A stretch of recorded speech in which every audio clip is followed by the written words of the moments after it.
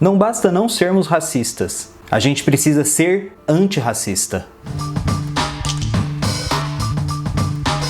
Em decorrência do assassinato do George Floyd lá nos Estados Unidos, a gente começou a ver no finalzinho de maio de 2020 e no começo de junho de 2020 uma onda de protestos que não ficou restrita simplesmente aos Estados Unidos. Essa onda de protestos abocanhou a Europa e chegou até o Brasil. Esses protestos que tinham como principal bandeira o movimento Vidas Negras Importa, ou Black Lives Matter. E esses protestos, eles não foram de boas, não foram tranquilos. Muitas vezes esses protestos vieram acompanhados de uma violência e de uma raiva muito grande, porque essa opressão que a gente vê crescente dentro da sociedade acaba gerando diversas manifestações. E uma coisa que eu acho extremamente importante antes de começar esse debate é lembrar que a gente nunca pode comparar a resposta do oprimido com a violência do opressor. A gente viu por aí várias celebridades demonstrando apoio ao movimento Black Lives Matter. E dentro do mundo da arte, a gente viu vários artistas produzindo obra de conteúdo crítico para falar sobre todo esse acontecimento que a gente está vendo crescendo. A obra do Titus Kaphar, que ilustrou a capa da revista Time, por exemplo,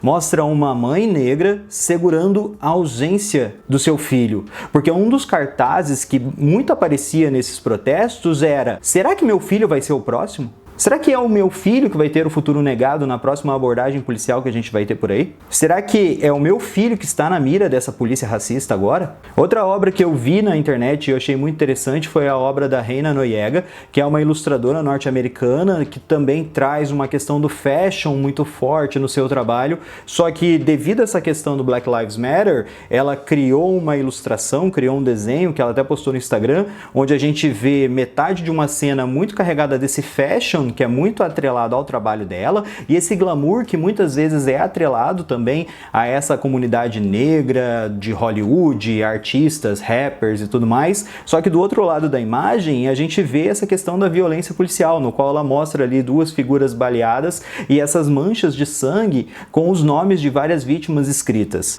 E o trabalho extremamente sensível do Diedrich Brackens. Ele faz trabalhos com tecido e os trabalhos dele sempre remetem àquela ideia da prisão que foi a escravidão, de todas as injustiças sociais que as pessoas sofrem, e ele traz isso de maneira extremamente metafórica, através de bordados, através de costura e de roupas que dialogam de certa forma com essa questão étnica muito forte e essa divisão que a gente vê ali nos Estados Unidos. Ele traz um discurso muito de falar como essas pessoas elas acabam sendo subjugadas até hoje lá. E não só lá, né? Afinal, quando a gente fala de um racismo estrutural, a gente está falando do mundo todo e não simplesmente da comunidade negra. A gente está falando da comunidade indígena, a gente está falando da comunidade asiática e de tantas outras etnias que não se enquadram dentro daquele padrão branco europeu.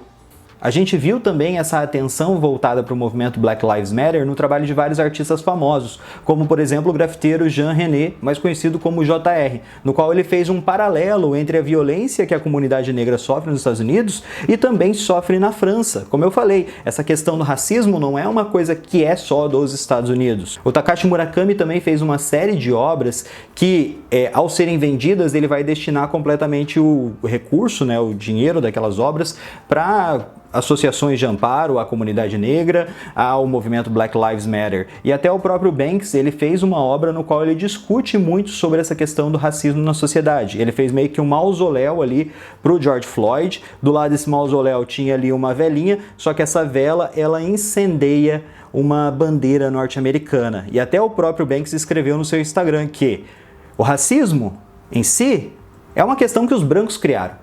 E que se os brancos não resolverem isso, uma hora alguém vai subir as escadas e vai meter o pé na porta e vai resolver isso, só que de outra forma. Entre essas obras que eu vi na internet, uma das que mais me chamou a atenção foi de um ilustrador chamado Nicholas Smith. O Nicholas, ele tem um trabalho de ilustração de livros infantis e empoderamento da comunidade negra ali com crianças ainda. Isso daí eu achei muito bonito. E ele fez um desenho onde ele coloca uma mulher negra segurando um espelho frente aos policiais, meio que tentando levar uma reflexão, né, literalmente, meio que tentando fazer os policiais pensarem, tipo, cara, se vejam no espelho. Vocês são tão oprimidos quanto nós. Isso me lembrou uma obra do Basquiat, uma obra chamada A Ironia do Policial Negro. Nessa obra do Basquiat, ele desenha um policial completamente deformado. É interessante pensar que esse policial ele está ali num cenário completamente branco. O chapéu desse policial, ele fica meio que deformado, como se fosse uma gaiola, e no meio dessa gaiola a gente consegue ver os olhos desse policial arregalado, completamente bizarro. Ele tá meio que numa figura neurótica, histérica. Ele tá ali com esses olhos bem arregalados, olhando pro público com até um olhar meio maníaco. E toda a obra, ela é carregada de uma tensão brutal, ela é carregada de uma vibração, de uma força tensa, é toda deformada. O policial, ele é todo estranho, e lá pertinho do pé do policial, Basquiat ainda coloca a palavra pawn, né, peão em inglês, já querendo falar que aquele policial que tá ali, aquele policial negro, ele é simplesmente um peão no meio desse jogo todo. Na verdade, esses policiais, eles são peões dentro desse jogo racista estrutural que a gente vive dentro da nossa sociedade. Obviamente, o Basquiat, ele se questionava como uma pessoa negra pode se aliar às tropas policiais de um estado que se coloca como racista, que se coloca contra essa comunidade negra. Então é um questionamento que ele faz quando ele coloca essa ironia do policial negro. Como assim você vai trabalhar para uma instituição que ela é criada e ela é baseada na sua própria perseguição, na perseguição dos seus irmãos, da sua família, talvez até do seu filho no futuro? E aqui, pegando esse gancho do Basquiat, eu até penso sobre o Brasil. Porque falando assim dos Estados Unidos e puxando vários artistas norte-americanos, parece que isso daí é um problema só de lá, mas como eu já falei anteriormente, gente, a gente vive numa sociedade que é extremamente racista e o Brasil não é diferente disso. No Brasil, 80% das pessoas mortas são pretas. E a gente viu em 2020 um aumento ainda maior desta mortalidade. Gente, entre abril e maio, aumentou muito esse número. Para vocês terem uma ideia, durante a pandemia, em abril, o número de mortalidade aumentou em 53%. E eu não tô falando simplesmente de pessoas que, sei lá, estavam numa perseguição policial ou qualquer coisa do tipo. Eu tô falando de muitas vezes pessoas que são vítimas inocentes dessa truculência policial. Tô falando aqui, ó, de pessoas como o músico Edivaldo Rosa, que morreu com 80 tiros. Tô falando aqui de pessoas como a menina Ágata, de 8 anos, que foi morta pela polícia. Eu tô falando aqui, ó, do adolescente João Pedro, que foi morto em casa pela polícia. Eu tô falando aqui de pessoas como o Davi Nascimento, de 23 anos, que foi sequestrado pela polícia e morto quando estava esperando a sua entrega de iFood na frente da sua casa. Eu tô falando aqui de pessoas como Pedro Henrique Gonzaga, que foi sufocado até a morte dentro de um supermercado Extra. E o que a gente mais vê por aí também é uma mídia, é esse Estado que aplica uma necropolítica, onde escolhe que alguns indivíduos têm que viver e outros não. Aqueles que se adequam melhor ao capitalismo, ou seja, geram lucro, rendem dinheiro àquele capitalismo, devem viver e outros não. E quando movimentos que pedem igualdade, que pedem justiça, como Black Lives Matter, começam a pipocar aí pelo mundo, essa mídia, esse sistema liberal, ele vem e começa a deslegitimar isso, falando que aquela violência não é justificável. Quer dizer, então, que a violência do Estado, que mata o cidadão, que mata o indivíduo, que mata crianças por aí, ela é justificável. Ela é justificável para manter essa estrutura de pé. Mas agora, quando as pessoas se revoltam e elas saem às ruas, aquilo não é justificável. A gente vê aqui toda uma destruição não apenas dos corpos dessas pessoas, a gente vê aqui a destruição de uma memória.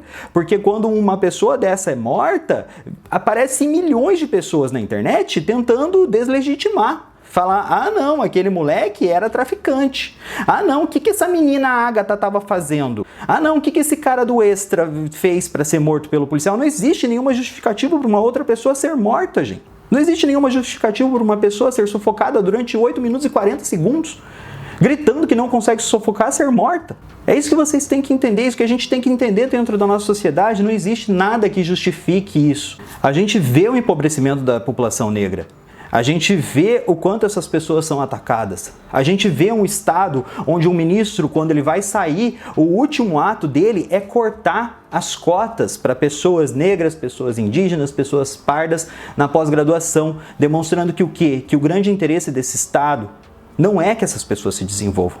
O grande interesse desse estado não é que essas pessoas estudem, que elas ganhem destaque, que elas sejam integradas. O grande interesse desse estado é que essas pessoas continuem separadas e que essa violência continue sendo justificada na mídia e que essa violência continue sendo propagada por policiais. Sabe, eu acho que a gente tem que olhar para essas obras que mostram ali a ausência do filho nos braços da mãe, que mostram a ironia da existência de um policial negro e refletir sobre o que é essa nossa sociedade, o que a gente está plantando e o que a gente quer colher no futuro. Como eu falei no começo, não basta a gente apenas não ser racista. A gente tem que se posicionar e se posicionar contra o racismo, ser antirracista.